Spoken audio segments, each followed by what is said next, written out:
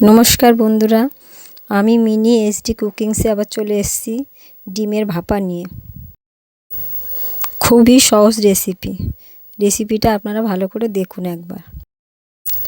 1 চামচ সাদা সর্ষে, 1 চামচ কালো সর্ষে, 2 চামচ পোস্ত, 2টো কাঁচা লঙ্কা।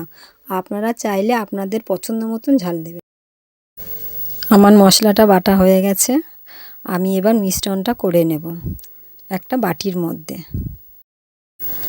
আমি এবার বাটির মধ্যে 4 চামচ বাটাটা নিয়ে নিলাম, সর্ষে পোস্তটা। 2 চামচ টক দই, সর্ষের তেল, নুন, চিনি, হলুদ মিশ্রণ করে নিলাম। সেদ্ধ করা ডিমটা আমি এখন 2 ফালি করে নিলাম। তার মধ্যে একটু নুন, একটু হলুদ, একটু লঙ্কার গুঁড়ো মাখিয়ে আমি একটু হালকা করে ভেজে নেব। ডিম ভাজা হয়ে গেছে, আমি একে একে মিশ্রণটার মধ্যে সব ডিমগুলো সাজিয়ে দেব। কাঁচা সর্ষের তেল, কাঁচা লঙ্কা দিয়ে আমি ঢাকনা দিয়ে চাপা দিয়ে দেব।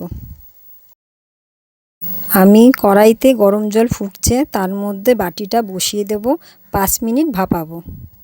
আপনারা পারলে টিফিন বাটিতে করবেন, একটু বেশি ভালো হবে।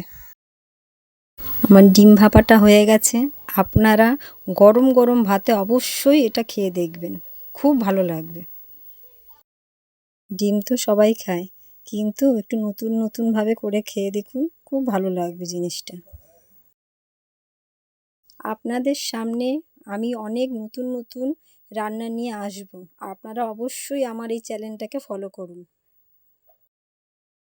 আপনারা আপনাদের বন্ধু বান্ধবী যারা আছে সবাইকে এটা শেয়ার করবেন, লাইক করবেন, ভালো লাগলে অবশ্যই একটা কমেন্ট করে জানাবেন।